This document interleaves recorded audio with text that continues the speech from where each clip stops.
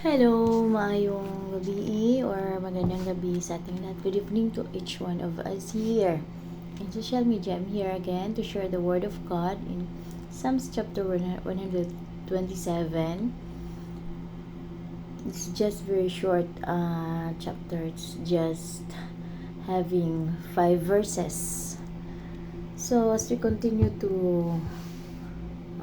hear the Word of God, because the Word of God is really the spiritual food for each one of us. So if we cannot eat, if our soul cannot eat the Word of God, maybe our soul is already malnourished. So we need to feed our soul with the very important nutrients we taken from the Word of God. In Psalms chapter 125, a song of degrees for Solomon. In other version, it said a song of ascents. Except the Lord, build the house. They labor in vain that build it. Except the Lord keep the city, the watchman waketh, but in vain. It's a King James Version.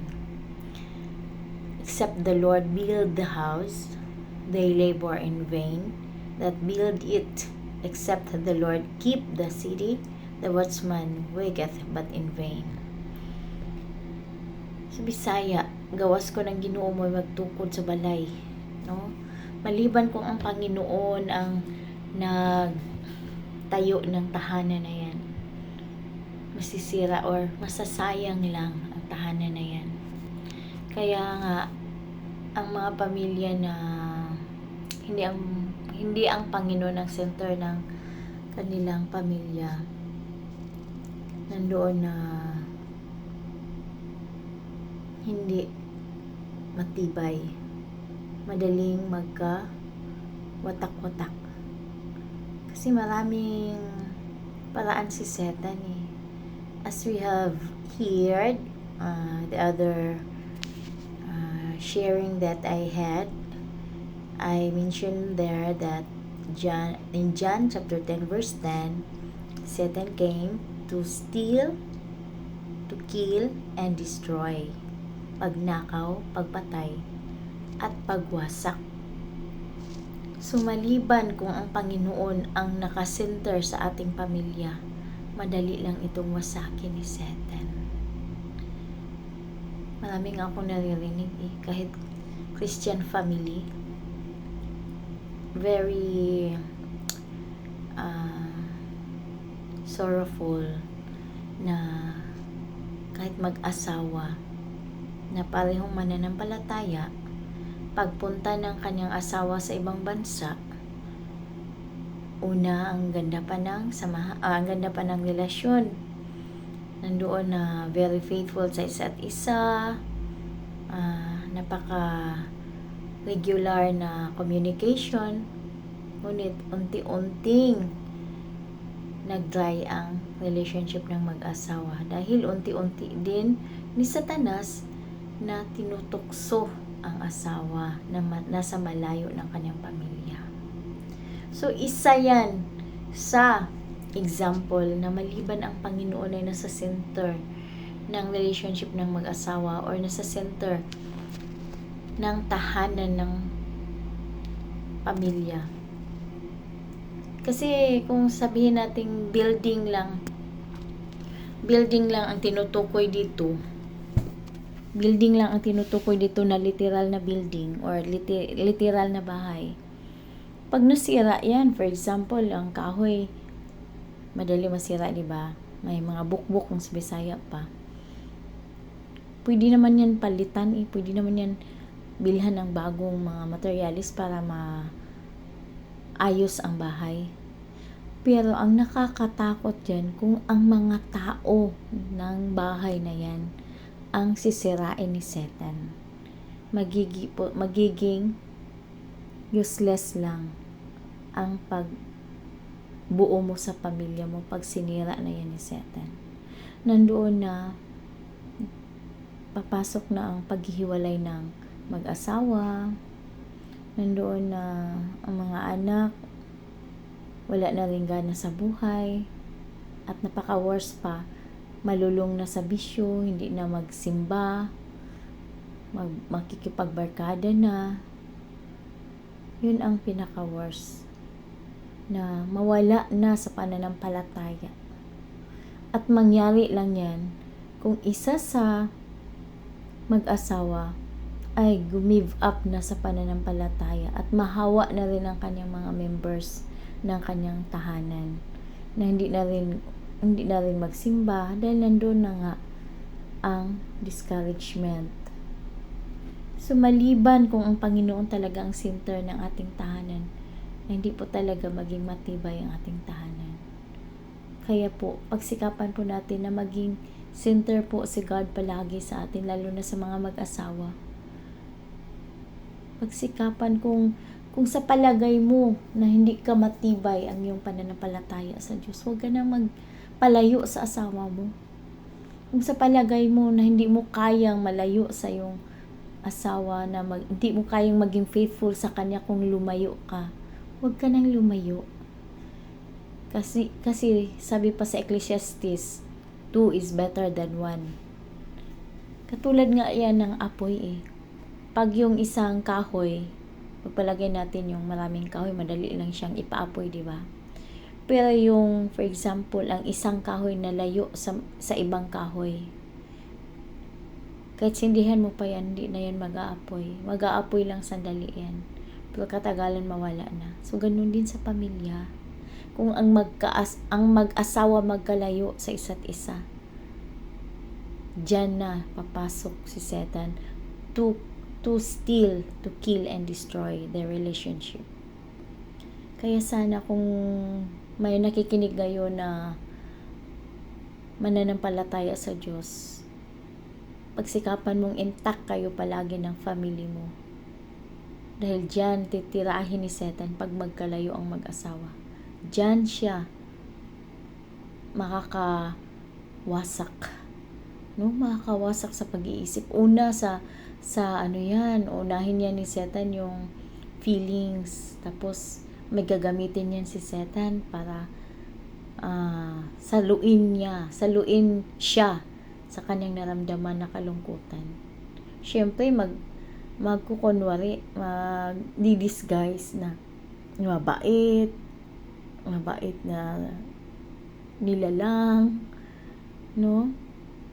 Pero ang totoong mabait, hindi po yan magkakagusto sa may asawa. Kung totoo kang mabait ka, huwag kang manligaw sa may asawa. Ang totoong mabait, hindi yan papatol sa may asawa. Ganun yun Kaya wag mong sabihin na natukso ako sa kanya kasi ang bait kasi niya. Hindi po mabait ang taong pumapatol sa may asawa. Sorry po kung may natamaanan po ako. Sa verse 2, it is vain for you to rise up early, to sit up late, to eat the bread of sorrows, for so he giveth his beloved sleep. Ang mga anak, ito pala, kawang lamang inyong paghago, pag-ayo. It is very useless to work so hard that you don't even have time for God, because you are very busy in your work, you are very busy in waking up so early to go to work, and you even don't have time to pray, you even don't have time to open your Bible, you even don't have time to teach your children the Word of God to them, because you are so busy in your work, you are so busy in saving so much for this world only, because you want to get rich. But the Word of God says it's useless. Can we see the people in the calamity of flood, or even in the fire? Those houses are very nice, so much cars that we see. Even the California, there were many big houses there were consumed by the fire. And it is one of the examples that it is useless to build unless it is God who protect our house. That's why it's not bad to work so hard, but the bad is if we forget God already, just to focus ourselves only for this world, focus only to work for the worldly things. It's not bad to work for the worldly things, but you have to don't forget God first in your life. You have to give time to God. Give time God. Still, He has a part of your schedules always, every day. Don't forget to pray. Don't forget to open your Bible. Don't forget to go to church every Sunday. That's what God demands. That's what God demands from us. That we will not forget Him in everything that we do, because the Word of God says whatever we do, we must do it for His glory. So unless we give God the first place always in our lives, our efforts in this world are useless. If you are a student, or if you are listening right now and you're a student and you focus so much in your studies, you don't have time for God. Don't you think that God can make your study? Don't you think that God can make your studies useless unless He bless it? There are many people now who graduated from different courses and still having no work, still having no stability in their personal life. Maybe they are successful, but still having no peace of their lives, no peace of mind in their lives. So unless God is the one who bless our life, our individual life, never be the best. Only God can give us the best life, because when He bless, He adds no trouble to it. Sorry if I use English, because I want foreigners can understand also what I'm saying here.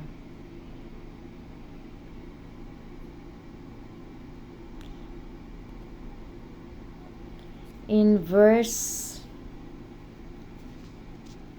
3, little children are heritage of the Lord, and the fruit of the womb is His reward. Many people are many people are not proud of having so much children. In fact, many people criticize other people of having many children, and the rich people are contraring themselves to increase their children. But the Word of God says children are the heritage from the Lord. If you are a believer, Christ believer, Bible believer, and you know how to discipline your children well, you must be proud. You must be proud if you go to church, all of your children with you. You are heritage from the Lord. In verse 4, as arrows in the hand of a mighty man, so are children of the youth. As arrows are in the hand of a mighty man, so are children of the youth. Because if you have so many children with you, and they become responsible people when they get to adulthood, and it's a very blessing for you, because you can see that God is giving you that blessings. Happy is the man that hath his quiver full of them. They shall not be ashamed, but they shall speak with the enemies in the gate. So if you have many children with you, it is what said in verse 5 that happy is the man that hath his quiver full of them. Because children here are described as a quiver or arrows. Wala silang nga pana ba sa kamot sa mighty man nga if a mighty man has many arrows with his hands, he can fight in the war successfully, victoriously. And a man who also have children with him, he is full of strength to fight in the battle of life, because children can help him in many ways. But children must be nurtured first in the Word of God, because if you don't make your children nurtured through the Word of God, they can be what's that, problem to your family. They can show their life with a bad example in the society. That's why having children is also a big responsibility for the parents. But if we become responsible so much to our children, it is what verse 5 said, that happy we are because we have a very, very responsible children in the society, in the family, and especially in the church, in the ministry of God. And they are very helpful. I have seen many parents who have make their children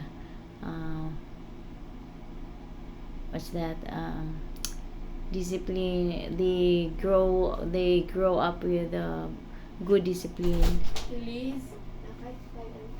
Okay, thank you. So that's all I can share with you, because I have to do my job right now.